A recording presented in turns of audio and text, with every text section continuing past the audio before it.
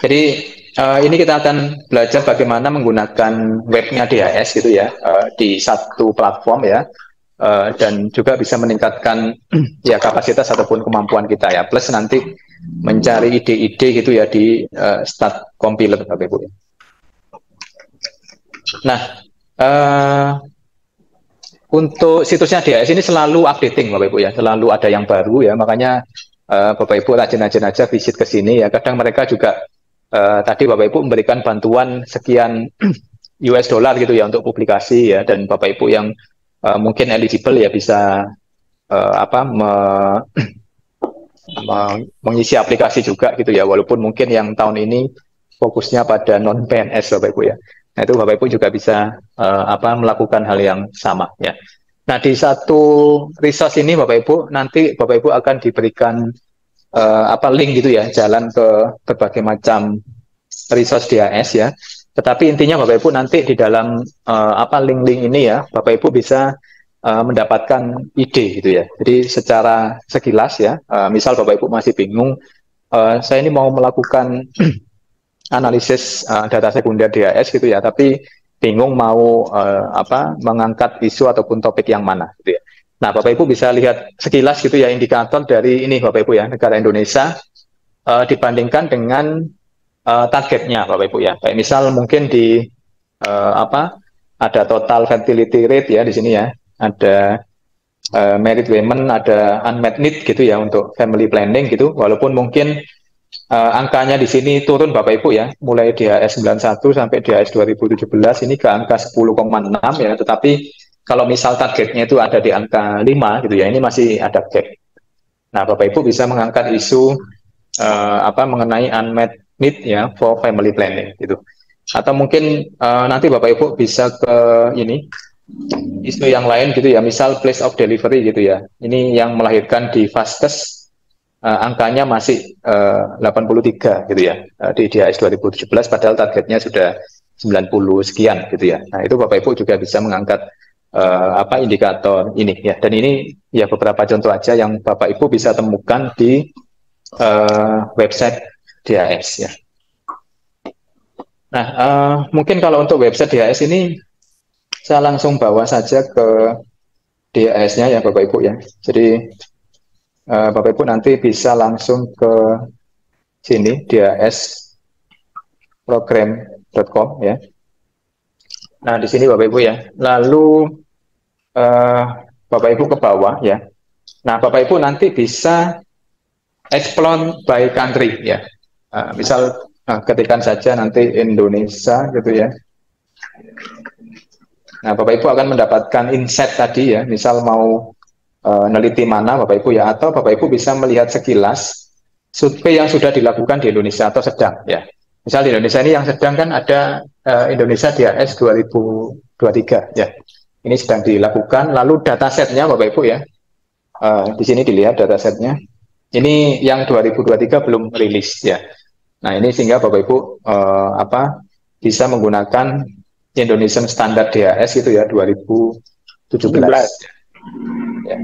Terus di recent publication Bapak Ibu ya ini ada banyak sekali ya, ada final report, ada adolescent dan lain sebagainya.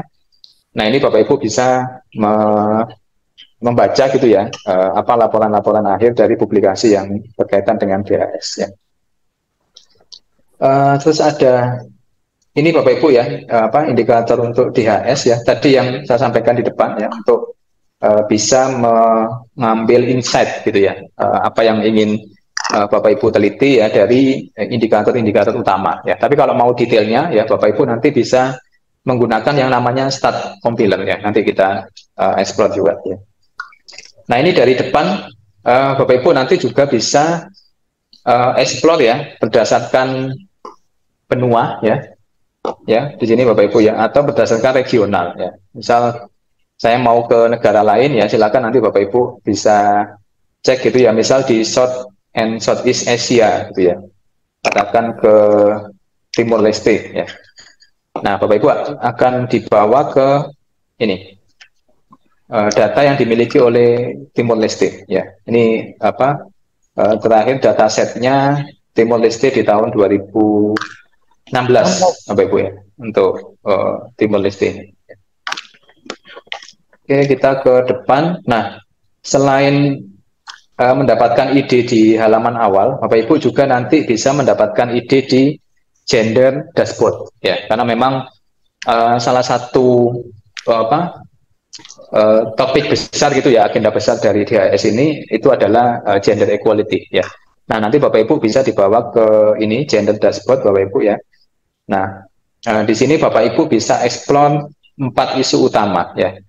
Ada isu empowerment, ya, dan ini menyembunyikan ini gimana?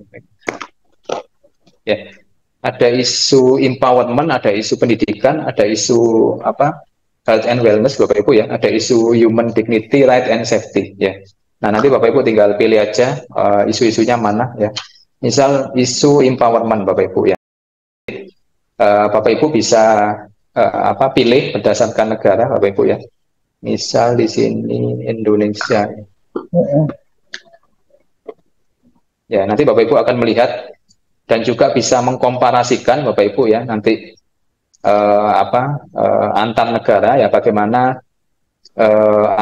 sisi empowerment gitu ya, mulai dari employed, ya, gender household, ya, ownership, ya, dan lain sebagainya, Bapak Ibu, ya. Ini bisa dilihat di masing-masing negara, ya.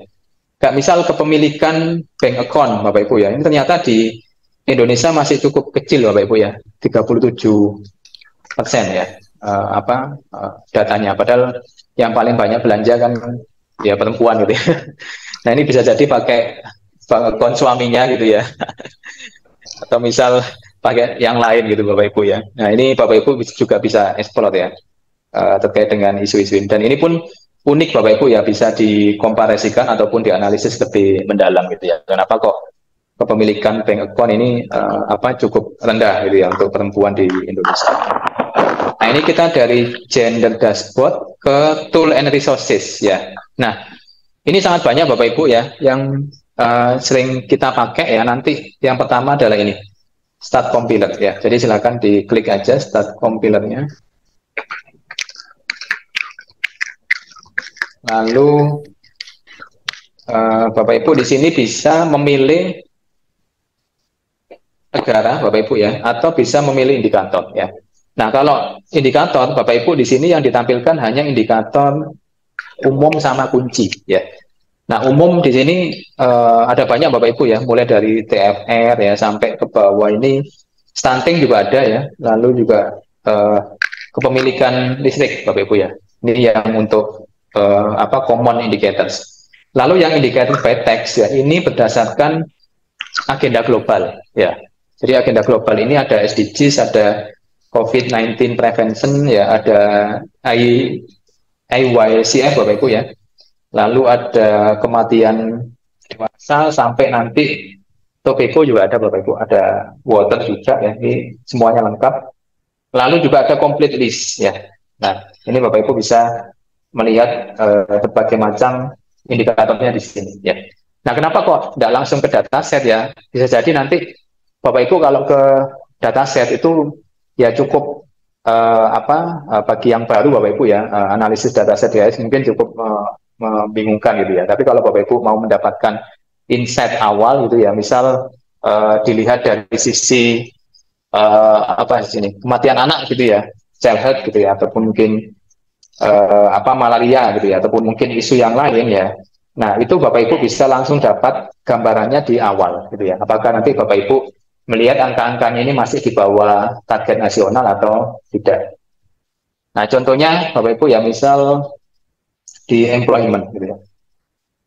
Employment status, ya.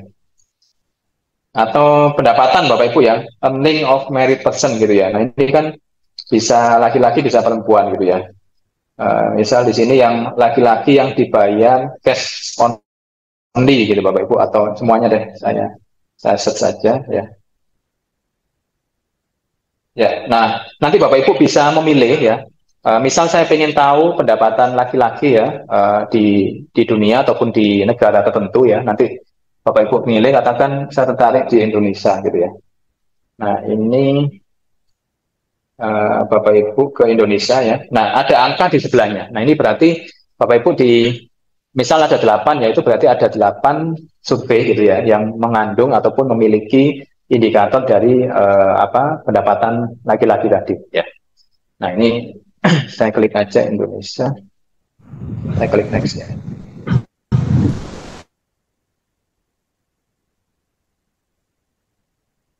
Lagi. Nah, ini bergantung pada kecepatan internet Bapak Ibu ya.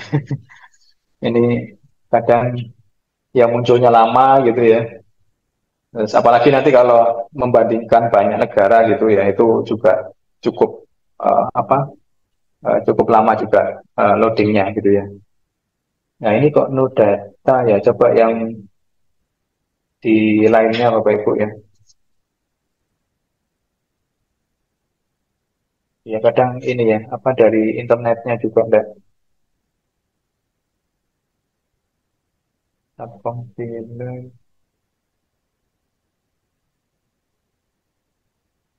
Nah, saya kembali ke muka aja Bapak Ibu.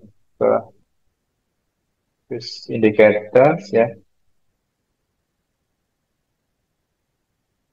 Mungkin ini aja ya, unmet need aja ya yang jelas gitu. Terus saya pilih Indonesia.